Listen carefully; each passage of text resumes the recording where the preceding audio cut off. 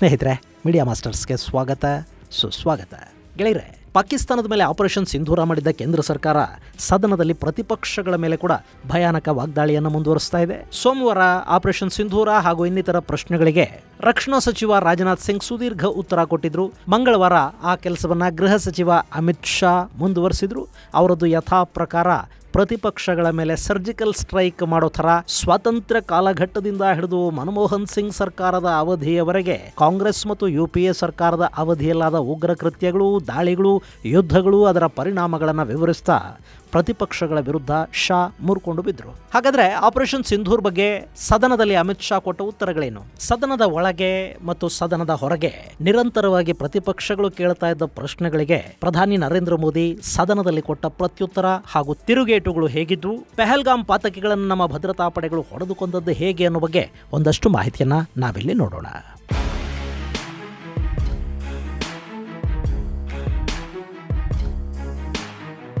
ಗೆಳೆಯರೆ, ಇವತ್ತಿನ ಸದನದಲ್ಲಿ ಪ್ರತಿಪಕ್ಷಗಳ ಸಾಕಷ್ಟು ಪ್ರಶ್ನೆಗಳಿಗೆ ಗೃಹ ಸಚಿವರು ಹಾಗೂ ಪ್ರಧಾನಮಂತ್ರಿ ಇಬ್ಬರು ಉತ್ತರಗಳನ್ನು ಕೊಡ್ತಾ ಹೋದ್ರು. ಆಪರೇಷನ್ ಸಿಂಧೂರದ ಬಗ್ಗೆ ವಿವರವಾಗಿ ಮಾತನಾಡಿದ ಪ್ರಧಾನಿ ನರೇಂದ್ರ ಮೋದಿ ತಮ್ಮ ಭಾಷಣದುದ್ದಕ್ಕೂ ಪ್ರತಿಪಕ್ಷಗಳ ಸಾಕಷ್ಟು ಪ್ರಶ್ನೆಗಳಿಗೆ ಉತ್ತರ ಕೊಡೋ ಪ್ರಯತ್ನವನ್ನು ಮಾಡಿದರು. ಹಾಗೆ ಮಾಡ್ತಲೇ ಪ್ರತಿಪಕ್ಷಗಳನ್ನು ಕೂಡ ಯಥಾ ಪ್ರಕಾರ ತಿವಿತಾ ಹೋದ್ರು. ಭಾರತ ಮತ್ತು ಪಾಕಿಸ್ತಾನದ ನಡುವಿನ ಆಪರೇಷನ್ ಸಿಂಧೂರ ಪಾಕಿಸ್ತಾನಕ್ಕೆ ಮತ್ತು ಇಡೀ ಜಗತ್ತಿಗೆ ಭಾರತದ ಶಕ್ತಿ ಏನು, ತಾಕತ್ತೇನು ಅನ್ನೋದನ್ನ ತೋರಿಸಿದ್ರೂ ಕೂಡ ಅದು ಇಲ್ಲಿನ ಪ್ರತಿಪಕ್ಷಗಳಿಗೆ ಅರ್ಥ ಆಗಲಿಲ್ಲ ಅಂತ ಹೇಳೋದ್ರ ಜೊತೆಗೆ ಪಾಕಿಸ್ತಾನದ ಫಾಲ್ಸ್ ನೆರೇಟಿವ್ಗಳಿಗೆ ಇಲ್ಲಿನ ಕಾಂಗ್ರೆಸ್ನ ಕೆಲ ಸದಸ್ಯರು ದನಿಯಾಗ್ತಾ ಹೋದ್ರು ಅನ್ನೋ ಮಾತುಗಳನ್ನು ಕೂಡ ಸದನದಲ್ಲಿ ಪ್ರಧಾನಿ ನರೇಂದ್ರ ಮೋದಿ ಹೇಳಿದರು. ಆಪರೇಷನ್ ಸಿಂಧೂರದ ಉದ್ದಕ್ಕೂ ಸುಳ್ಳು ಸುದ್ದಿಗಳ ಮೂಲಕ, ಒಂದಷ್ಟು ಆರ್ಟಿಫಿಷಿಯಲ್ ಇಂಟೆಲಿಜೆನ್ಸ್ನ ಚಿತ್ರಗಳನ್ನು ಬಳಸೋ ಮೂಲಕ ಭಾರತೀಯ ಸೈನಿಕರ ಆತ್ಮಸ್ಥೈರ್ಯವನ್ನು ಕಡಿಮೆ ಮಾಡೋ ನಿರಂತರ ಪ್ರಯತ್ನವೊಂದು ನಡೀತಾ ಹೋಯಿತು. ಆ ಪ್ರಯತ್ನಕ್ಕೆ ದೇಶದ ಒಳಗೆ ಕಾಂಗ್ರೆಸ್ ಸಹಕಾರವನ್ನು ಕೊಟ್ಟಿದ್ದು ಅತ್ಯಂತ ದುರ್ದೈವ ಅಂತ ಹೇಳಿದ ಪ್ರಧಾನಿ ನರೇಂದ್ರ ಮೋದಿ ಅಮೆರಿಕ ಅಧ್ಯಕ್ಷರ ಮಾತು ಕೇಳಿ ಯುದ್ಧವನ್ನ ನಿಲ್ಲಿಸಿದ್ರು ಅನ್ನೋ ಪ್ರತಿಪಕ್ಷಗಳ ಆರೋಪಕ್ಕೆ ಕೂಡ ತಮ್ಮ ಭಾಷಣದಲ್ಲಿ ಉತ್ತರವನ್ನು ಕೊಟ್ಟರು. ಭಾರತ ಆಪರೇಷನ್ ಸಿಂಧೂರ್ ಮೂಲಕ ಪಾಕಿಸ್ತಾನದ ಮೇಲೆ ನಿರಂತರ ದಾಳಿಗಳನ್ನು ಮಾಡ್ತಾ ಹೋದಾಗ ಪಾಕಿಸ್ತಾನ ಸಂಪೂರ್ಣವಾಗಿ ಹೈರಾಣಾಯಿತು, ತತ್ತರಿಸಿ ಹೋಯಿತು. ಅವರು ಇನ್ನು ಸಾಕು, ಯುದ್ಧ ನಿಲ್ಲಿಸಿ, ನಮ್ಮ ಕೈಲಾಗೋದಿಲ್ಲ, ಯುದ್ಧ ನಿಲ್ಲಿಸಿ ಪ್ಲೀಸ್ ಅಂತ ಭಾರತವನ್ನ ಗೋಗರಿಯೋದಕ್ಕೆ ಶುರು ಮಾಡಿದ್ರು.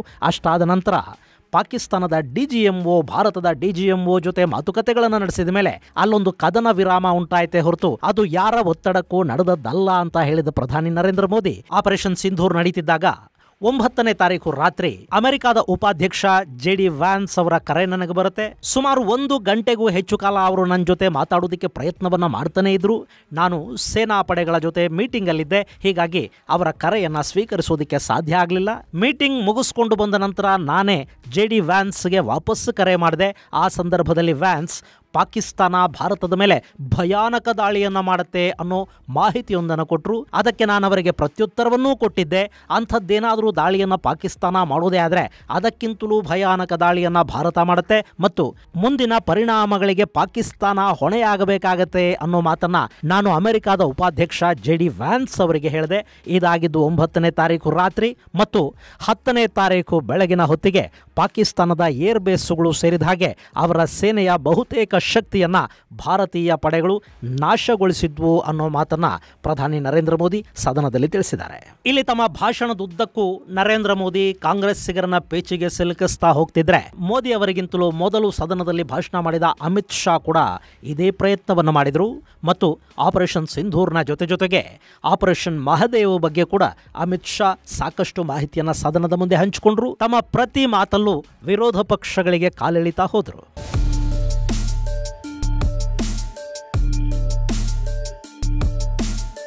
ಗೆಳೆಯರೆ, ಪೆಹಲ್ಗಾಮ್ ಹತ್ಯಾಕಾಂಡದ ನಂತರ ಪಾಕಿಸ್ತಾನದಲ್ಲಿನ ಭಯೋತ್ಪಾದಕ ಶಿಬಿರಗಳ ಮೇಲೆ, ಅವರ ತರಬೇತಿ ಕೇಂದ್ರಗಳ ಮೇಲೆ ಏನೇ ದಾಳಿ ಮಾಡಿ ಅಲ್ಲಿ 100ಕ್ಕೂ ಹೆಚ್ಚು ಜನ ಉಗ್ರರನ್ನ, ಅವರ ಆಶ್ರಯದಾತರು ಮತ್ತು ಪಿತಾಮಹರನ್ನ ಕೊಂದರೂ ಕೂಡ ಪೆಹಲ್ಗಾಮಲ್ಲಿ ದಾಳಿ ಮಾಡಿದ ಪಾತಕಿಗಳು ಹಾಗೆ ಉಳಿದು ಹೋದ್ರು ಅನ್ನೋ ಒಂದು ಕೊರಗಿದ್ದೇ ಇತ್ತು. ಅದನ್ನು ಕೂಡ ಸೋಮವಾರ ನಮ್ಮ ಭದ್ರತಾ ಪಡೆಗಳು ನೀಗಿಸಿವೆ. ಪೆಹಲ್ಗಾಮ್ ದಾಳಿಯ ಪ್ರಮುಖ ರೂವಾರಿ ಮೂಸಾ ಫೌಜಿ ಸೇರಿದಂತೆ 3ರನ್ನ ಆಪರೇಷನ್ ಮಹದೇವ್ ಮೂಲಕ ಹೊಡೆದು ಕೆಡವಲಾಗಿದೆ. ಒಂದು ಕಡೆ ಸದನದಲ್ಲಿ ಪ್ರತಿಪಕ್ಷಗಳ ಕಠಿಣ ಪ್ರಶ್ನೆಗಳನ್ನು ಎದುರಿಸಬೇಕಾದ ಸಂದರ್ಭದಲ್ಲೇ ಉಗ್ರರನ್ನ ಇಬ್ಬರನ್ನ ಭದ್ರತಾ ಪಡೆಗಳು ಹೊಡೆದುಕೊಂಡಿರೋದು ಆಡಳಿತಾರೂಢರ ಬಾಯಿಗೆ ಮತ್ತಷ್ಟು ಬಲವನ್ನು ತುಂಬುತ್ತಾ ಇದೆ. ಮಂಗಳವಾರ ಸದನವನ್ನುದ್ದೇಶಿಸಿ ಸುದೀರ್ಘವಾಗಿ ಮಾತನಾಡಿದ ಗೃಹ ಸಚಿವ ಅಮಿತ್ ಶಾ ತಮ್ಮ ಮಾತಿನ ಉದ್ದಕ್ಕೂ ಪ್ರತಿಪಕ್ಷಗಳನ್ನು ತಿವಿತಾ ಹೋದರು. ಜೊತೆಗೆ ಆಪರೇಷನ್ ಸಿಂಧೂರ್ ಬಗ್ಗೆ ಹಾಗೂ ಆಪರೇಷನ್ ಮಹದೇವ್ ಬಗ್ಗೆ ಮಾಹಿತಿಯನ್ನು ಹಂಚಿಕೊಳ್ತಾ ಪ್ರತಿಪಕ್ಷಗಳಿಗೆ ಸಾಕ್ಷ್ಯಗಳನ್ನು ಕೂಡ ಕೊಡ್ತಾ ಹೋದರು.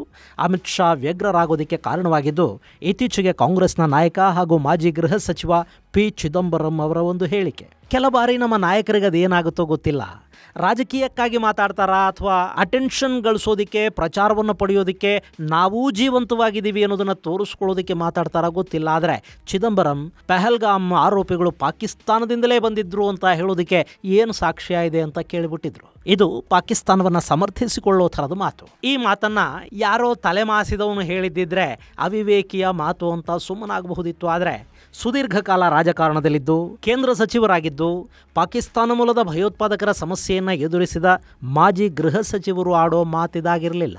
ಇನ್ನು ಚಿದಂಬರಂ ಅವರಿಗೆ ವಯಸ್ಸಾಗಿದೆ, ಅರಳು ಮರಳಿನ ವಯಸ್ಸು, ಹೀಗಾಗಿ ಅವರ ಮಾತುಗಳನ್ನು ದೇಶ ಸೀರಿಯಸ್ ಆಗಿ ತಗೋಬೇಕಿಲ್ಲ ಅನ್ನೋ ಹೇಳಿಕೆಯೊಂದನ್ನು ಕಾಂಗ್ರೆಸ್ ಪಕ್ಷ ಆದರೂ ಕೊಡಬಹುದಿತ್ತು. ಆದರೆ ಅವರು ಕೂಡ ಅದನ್ನು ಮಾಡಲಿಲ್ಲ. ಯಾಕೆಂದರೆ ಸದನ ನಡೀತಿತ್ತು. ಇಂಥ ಸಂದರ್ಭದಲ್ಲಿ ಈ ರೀತಿಯ ಹೇಳಿಕೆಗಳು ಬಂದರೆ ಆಡಳಿತ ಪಕ್ಷವನ್ನು ಮುಜುಗರಕ್ಕೀಡು ಮಾಡಬಹುದು ಅಂತ ಕಾಂಗ್ರೆಸ್ ಭಾವಿಸಿದ ಹಾಗಿತ್ತು. ಆದರೆ ಅಲ್ಲಿ ಮುಜುಗರಕ್ಕೀಡಾಗೋದು ಆಡಳಿತ ಪಕ್ಷ ಅಲ್ಲ, ದೇಶ ಅನ್ನೋದನ್ನು ಅವರು ಅರ್ಥ ಮಾಡ್ಕೊಳ್ಳೋದಕ್ಕೆ ಹೋಗಲಿಲ್ಲ. ಗೆಳೆಯರೆ, ಇಂಥ ಘಟನೆಗಳಾದಾಗಲೇ ಎಂಥೆಂಥ ಹಿರಿಯ ನಾಯಕರು, ಮುತ್ಸದ್ದಿಗಳು, ದೇಶಪ್ರೇಮಿಗಳು ಇದ್ದು ಪಕ್ಷಕ್ಕೆ ಇದು ಎಂಥ ಬ್ರೈನ್ ಡ್ರೈನ್ ಪರಿಸ್ಥಿತಿ ಬಂತು ಅಂತ ನೋವಾಗತ್ತೆ. ಚಿದಂಬರಂ ಅವರ ಈ ಮಾತನ್ನು ಗೃಹ ಸಚಿವ ಅಮಿತ್ ಶಾ ಸದನದಲ್ಲಿ ಉಲ್ಲೇಖಿಸಿದ್ರು. ಅಷ್ಟೇ ಅಲ್ಲ, ಅದನ್ನಿಟ್ಟುಕೊಂಡೇ ಆಪರೇಷನ್ ಮಹದೇವಲ್ಲಿ ಸತ್ತವರ ಬಗ್ಗೆ ಮಾಹಿತಿ ಮತ್ತು ಸಾಕ್ಷ್ಯಗಳನ್ನು ಕೊಡ್ತಾ ಹೋದರು ಮತ್ತು ತನಿಖೆ ಹೇಗೆ ನಡೀತು ಅನ್ನೋದನ್ನು ಸದನಕ್ಕೆ ವಿವರಿಸುವ ಪ್ರಯತ್ನವನ್ನು ಕೂಡ ಅಮಿತ್ ಶಾ ಮಾಡಿದರು. कल जो ऑपरेशन हुआ इसमें हमारे निर्दोष नागरिकों को मारने वाले तीनों आतंकी मौत के घाट उतार दिए. ಪಹಲ್ಗಾಮ್ ದಾಳಿಯ ನಂತರ ತನಿಖೆಯನ್ನು NIA ವಹಿಸಿಕೊಂಡಿತ್ತು. ತನಿಖಾ ತಂಡ ಅಲ್ಲಿ ಮೃತಪಟ್ಟವರ ಕುಟುಂಬ ಸದಸ್ಯರು, ಅವತ್ತಲ್ಲಿದ್ದ ಸಣ್ಣ ವ್ಯಾಪಾರಿಗಳು, ಪೋನಿವಾಲಾಗಳು, ಫೋಟೋಗ್ರಾಫರ್ಗಳು, ಸ್ಥಳೀಯರು ಸೇರಿದಂತೆ ಸುಮಾರು 1055 ಜನರನ್ನು ವಿಚಾರಣೆಗೆ ಒಳಪಡಿಸ್ತಂತೆ. ಅವರಿಂದ ಸಾಕಷ್ಟು ಮಾಹಿತಿಗಳನ್ನು ಸಂಗ್ರಹಿಸೋ ಕೆಲಸ ಅಲ್ಲಿ ನಡೀತು.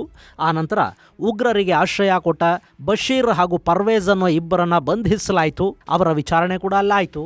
ಇದರ ಜೊತೆಗೆ ಯಾವುದೇ ಕಾರಣಕ್ಕೂ ಉಗ್ರರು ಕಾಶ್ಮೀರದಿಂದ ತಪ್ಪಿಸಿಕೊಂಡು ಪಾಕಿಸ್ತಾನಕ್ಕೆ ಪಲಾಯನ ಮಾಡೋದಕ್ಕೆ ಅವಕಾಶ ಆಗದ ಹಾಗೆ ದಿಗ್ಬಂಧನವನ್ನು ವಿಧಿಸಲಾಗಿತ್ತು ಅನ್ನೋ ಅಂಶವನ್ನು ಅಮಿತ್ ಶಾ ಸದನಕ್ಕೆ ತಿಳಿಸಿದರು.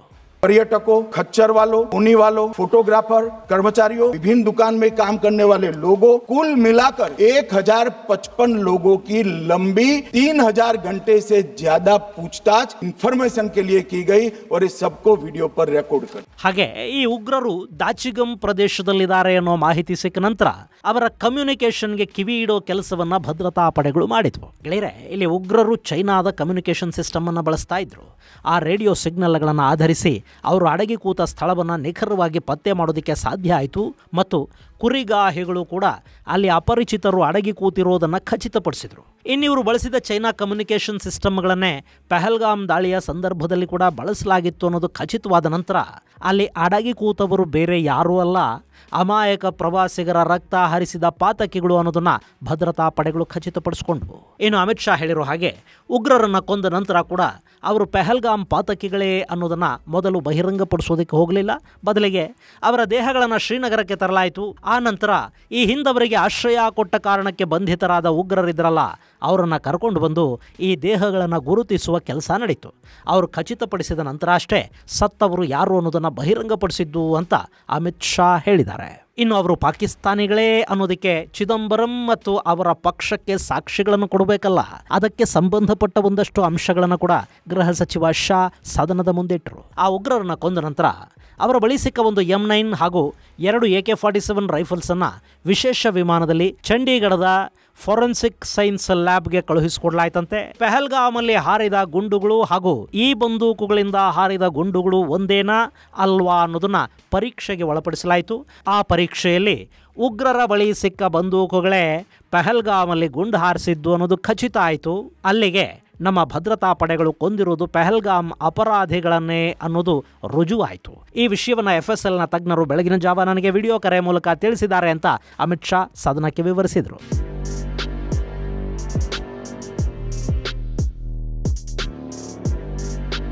ಇನ್ನು ಇನ್ನು ಅಲ್ಲಿ ಸಾವಿಗೀಡಾದ 3 ಜನ ಪಾಕಿಸ್ತಾನಿ ಮೂಲದವರು ಅನ್ನೋದಕ್ಕೆ ಕೂಡ ನಮ್ಮ ಬಳಿ ಖಚಿತ ಸಾಕ್ಷಿಗಳಿವೆ ಅಂತ ಹೇಳಿದ ಅಮಿತ್ ಶಾ, ಆ 3 ಪೈಕಿ 2 ಪಾಕಿಸ್ತಾನಿ ಮತದಾರರ ಗುರುತಿನ ಸಂಖ್ಯೆ ನಮ್ಮ ಬಳಿ ಇದೆ, ಅವರ ಬಳಿ ಪಾಕಿಸ್ತಾನದಲ್ಲಿ ತಯಾರಾದ ಚಾಕೊಲೇಟ್ಗಳು ಸಿಕ್ಕಿವೆ ಅಂತ ಹೇಳ್ತಾ ಚಿದಂಬರಂ ಉಗ್ರರು ಪಾಕಿಸ್ತಾನದವರೇ ಅಂತ ಹೇಳೋದಕ್ಕೆ ಸಾಕ್ಷಿ ಏನಿದೆ ಅಂತ ಕೇಳುವ ಮೂಲಕ ಇಡೀ ವಿಶ್ವದ ಮುಂದೆ ಭಾರತಕ್ಕೆ ಮುಜುಗರವನ್ನುಂಟು ಮಾಡುವ ಕೆಲಸವನ್ನು ಮಾಡಿದ್ರು ಅನ್ನೋದನ್ನ ಅಮಿತ್ ಶಾ ಸದನದಲ್ಲಿ ಮತ್ತೊಮ್ಮೆ ಹೇಳಿದ್ರು. तीनों पाकिस्तानी थे, 3 में से 2 के पाकिस्तान के वोटर नंबर भी आज हमारे पास उपलब्ध है, ये राइफलें भी हमारे पास उपलब्ध है, इनके पास से जो चॉकलेटें मिली हैं वो चॉकलेटें ढोक में से मिली, वो भी पाकिस्तान की बनाई हुई चॉकलेट है। ये कहते हैं कि पाकिस्तानी नहीं थे, इसका मतलब पूरी दुनिया के सामने इस देश का एक पूर्व गृह मंत्री पाकिस्तान को क्लीन चिट दे रहा। ಶಾ ಭಾಷಣ ಇಷ್ಟಕ್ಕೆ ನಿಲ್ಲಿಲ್ಲ. ಪಹಲ್ಗಾಮ್ ಘಟನೆಯ ನಂತರ ಏನೆಲ್ಲ ಆಯಿತು ಅನ್ನೋ ಬಗ್ಗೆ ಕೂಡ ಸುದೀರ್ಘ ವಿವರಣೆಯನ್ನ ಕೊಟ್ಟ ಅಮಿತ್ ಶಾ, ಪಾಕಿಸ್ತಾನದ ಯಾವ್ಯಾವ ಉಗ್ರ ಶಿಬಿರಗಳು, ಯಾವ್ಯಾವ ಪಾಕಿಸ್ತಾನಿ ಏರ್ಬೇಸುಗಳು, ರಡಾರ್ ಸೆಂಟರ್ಗಳನ್ನು ಭಾರತೀಯ ಸೇನೆ ಹೊಡೆದು ಹಾಕಿತ್ತು ಅನ್ನೋದನ್ನು ಕೂಡ ಸದನಕ್ಕೆ ವಿವರಿಸಿದ್ರು. ಹಾಗೆ ಆ ದಾಳಿಯನ್ನು ಯಾಕೆ ನಿಲ್ಲಿಸಬೇಕಿತ್ತು, ಯುದ್ಧವನ್ನು ಇನ್ನೂ ಮುಂದುವರಿಸಬೇಕಿತ್ತು ಅನ್ನೋ ಪ್ರತಿಪಕ್ಷಗಳ ಮಾತಿಗೂ ಶಾ ಉತ್ತರ ಕೊಡದೇ ಇರಲಿಲ್ಲ. ಯುದ್ಧಕ್ಕೆ ನಾನಾ ರೀತಿಯ ಪರಿಣಾಮಗಳಿರುತ್ತವೆ, ಯುದ್ಧ ಮಾಡಬೇಕು ಅಂದ್ರೆ ಸಂಪೂರ್ಣ ತಯಾರಿಯ ಜೊತೆಗೆ ಮಾಡಬೇಕಾಗತ್ತೆ ಅಂತ ಹೇಳಿದ ಶಾ, ಈ ಹಿಂದಿನ ಯುದ್ಧಗಳಲ್ಲಿ ಕಾಂಗ್ರೆಸ್ ಸರ್ಕಾರ ಏನೆಲ್ಲ ಮಾಡ್ತು ಅನ್ನೋದನ್ನ ಮತ್ತೆ ಮತ್ತೆ ಹೇಳೋ ಮೂಲಕ ಕಾಂಗ್ರೆಸ್ ಸದಸ್ಯರ ಮೇಲೆ ತೀವ್ರ ದಾಳಿಗೆ ಮುಂದಾದರು. 1948ರಲ್ಲಿ ಗೆಲ್ತಾ ಇದ್ದ ಯುದ್ಧವನ್ನು ಸರ್ದಾರ್ ಪಟೇಲರ ಮಾತೂ ಕೇಳದೆ ನಿಲ್ಲಿಸಿದ್ದು ಪಂಡಿತ್ ನೆಹರು ಅವರ ಕಾರಣಕ್ಕೆ ಇವತ್ತು POK ಅನ್ನೋದನ್ನ ನಾವು ನೋಡೋದಕ್ಕೆ ಸಾಧ್ಯವಾಗ್ತಾ ಇದೆ ಅಂತ ಹೇಳಿದ ಅಮಿತ್ ಶಾ, ಸಿಂಧೂ ನದಿ ನೀರಿನ ಒಪ್ಪಂದದ ವಿಷಯದಲ್ಲಿ ಕೂಡ ಎಲ್ಲ ನಮ್ಮ ಪರವಾಗಿ ಇದ್ರು, 80% ನೀರನ್ನ ಪಾಕಿಸ್ತಾನಕ್ಕೆ ಕೊಡೋದಿಕ್ಕೊಪ್ಪುವ ಮೂಲಕ ನೆಹರು ಭಾರತವನ್ನ ಸೋಲಿಸಿದ್ರು ಅನ್ನೋ ಆರೋಪವನ್ನು ಕೂಡ ಮಾಡಿದ್ರು. ಚೈನಾ ಜೊತೆಗಿನ ಯುದ್ಧದಲ್ಲಿ ಎಷ್ಟು ಭೂಪ್ರದೇಶವನ್ನ ಭಾರತ ಕಳ್ಕೊಳ್ತು ಅನ್ನೋದನ್ನ ಕೂಡ ಉಲ್ಲೇಖಿಸಿದ ಅಮಿತ್ ಶಾ, ಅಸ್ಸಾಂಗೆ ನೆಹರು ಬಾಯ್ ಬಾಯ್ ಹೇಳಿದ್ರು ಅಂತ ಹೇಳೋ ಮೂಲಕ ಕಾಂಗ್ರೆಸ್ ನಾಯಕ ಗೌರವ್ ಗೊಗೊಯ್ ಅವರ ಕಾಲೆಳೆದ್ರು. 1971ರ ಯುದ್ಧದಲ್ಲಿ 15,000 ಚದರ ಕಿಲೋಮೀಟರ್ ಭೂಪ್ರದೇಶವನ್ನ ಭಾರತೀಯ ಸೈನಿಕರು ವಶಪಡಿಸಿಕೊಂಡಿದ್ರು. 90,000ಕ್ಕೂ ಹೆಚ್ಚು ಪಾಕಿಸ್ತಾನಿ ಸೈನಿಕರು ನಮ್ಮ ವಶದಲ್ಲಿದ್ರು.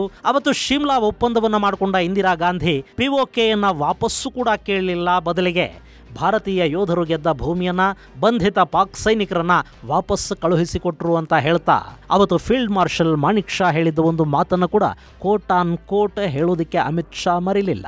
जनरल मानेक शाह का एक कोट अनकोट कहता हूं, जो एक प्रकार से आर्किटेक्ट माने जाते हैं बांग्लादेश विजय के। इन्होंने कहा कि भुट्टो ने भारत के नेतृत्व को मूर्ख बनाया। I told her into bracket Indira Gandhi, Indira ji को कहा that he into bracket Bhutto के लिए he has made monkey out of you. ಇನ್ನು ಉಗ್ರರು ಗಡಿ ದಾಟಿ ಹೇಗೆ ನುಸುಳಿ ಬರ್ತಾರೆ ಅನ್ನೋ ಪ್ರತಿಪಕ್ಷಗಳ ಪ್ರಶ್ನೆಯನ್ನು ಉಲ್ಲೇಖಿಸಿ ಗಡಿಯಲ್ಲಿ ಕಾವಲು ಕಾಯೋ ಸೈನಿಕರ ಕಷ್ಟ ಎಂಥದ್ದು ಅನ್ನೋದನ್ನ ಸದನದ ಮುಂದೆ ಹೇಳಿದ ಗೃಹ ಸಚಿವ ಶಾ, ನಿಮ್ಮ ಸರ್ಕಾರದ ಅವಧಿಯಲ್ಲಿ ನೀವು ಹೇಗೆ ಪಾಕಿಸ್ತಾನಕ್ಕೆ ಹೋಗ್ತಿದ್ರು ಹಾಗೆ ರಾಜಾರೋಷವಾಗಿ ಉಗ್ರರು ಕೂಡ ಭಾರತದ ಒಳಕ್ಕೆ ಬರ್ತಾ ಇದ್ರು ಅಂತ ಹೇಳೋ ಮೂಲಕ ಅಲ್ಲೂ ಪ್ರತಿಪಕ್ಷಗಳಿಗೆ ಕಾಲೆಳೆದ್ರು. ಮನಮೋಹನ್ ಸಿಂಗ್ ಅವರ ಆಡಳಿತಾವಧಿಯಲ್ಲಿ ದೇಶದಾದ್ಯಂತ ನಡೆದ ಉಗ್ರ ಕೃತ್ಯಗಳ ಪಟ್ಟಿಯನ್ನು ಓದಿದ ಅಮಿತ್ ಶಾ, ಅದಕ್ಕೆ ನೀವೇನು ಮಾಡಿದ್ರಿ ಅಂತ ಕೇಳೋ ಮೂಲಕ NDA ಸರ್ಕಾರದ ಅವಧಿಯಲ್ಲಿ ನಡೆದ ಸರ್ಜಿಕಲ್ ಸ್ಟ್ರೈಕ್ ಹಾಗೂ ಆಪರೇಷನ್ ಸಿಂಧೂರ್ ಬಗ್ಗೆ ಹೇಳ್ತಾ ಹೋದರು. ಒಟ್ಟಾರೆ ಪಹಲ್ಗಾಮ್ ಕೃತ್ಯದ ಪಾತಕಿಗಳನ್ನು ಭದ್ರತಾ ಪಡೆಗಳು ಕೊಂದು ಮುಗಿಸಿರೋದು ಆಡಳಿತಾರೂಢ ಪಕ್ಷದ ಮಾತಿಗೆ ಹೆಚ್ಚು ಬಲ ತಂದುಕೊಡ್ತಾ ಇತ್ತು. ಹಾಗೆ ಈ ಬಾರಿ ಪ್ರತಿಪಕ್ಷಗಳ ಸಾಲಲ್ಲಿ ತುಂಬಾ ಆಕರ್ಷಕವಾಗಿ ಮತ್ತು ಅದ್ಭುತವಾಗಿ ಮಾತನಾಡಿದ್ದು NCP ನಾಯಕಿ ಸುಪ್ರಿಯಾ ಸುಳೆ. ಈ ಹಿಂದಿನ ಸರ್ಕಾರಗಳ ಸಮಯದಲ್ಲಿ ನಡೆದ ಆಪರೇಷನ್ಗಳು ಹಾಗೂ ಯುದ್ಧಗಳು ಮತ್ತು ಅವುಗಳ ಫಲಿತಾಂಶದ ಬಗ್ಗೆ ಶರದ್ ಪವಾರ್ ಅವರ NCPಯ ಸಂಸದೆ ಸುಪ್ರಿಯಾ ಅವರ ಮಾತುಗಳು ತುಂಬಾನೇ ಪರಿಣಾಮಕಾರಿ ಹಾಗೂ ಮಾಹಿತಿಯುಕ್ತವಾಗಿತ್ತು. ಇದು ಗೆಳೆಯರೆ ಆಪರೇಷನ್ ಸಿಂಧೂರ ಹಾಗೂ ಆಪರೇಷನ್ ಮಹದೇವ ಕುರಿತಾಗಿ ಗೃಹ ಸಚಿವ ಅಮಿತ್ ಶಾ ಸದನಕ್ಕೆ ಕೊಟ್ಟ ಮಾಹಿತಿ. ಮುಂದಿನ ಸಂಚಿಕೆಯಲ್ಲಿ ಮತ್ತಷ್ಟು ವಿಶೇಷಗಳ ಜೊತೆ ಮತ್ತೆ ಭೇಟಿಯಾಗೋಣ. ಅಲ್ಲಿವರೆಗೆ ಜೈ ಹಿಂದ್, ಜೈ ಕರ್ನಾಟಕ.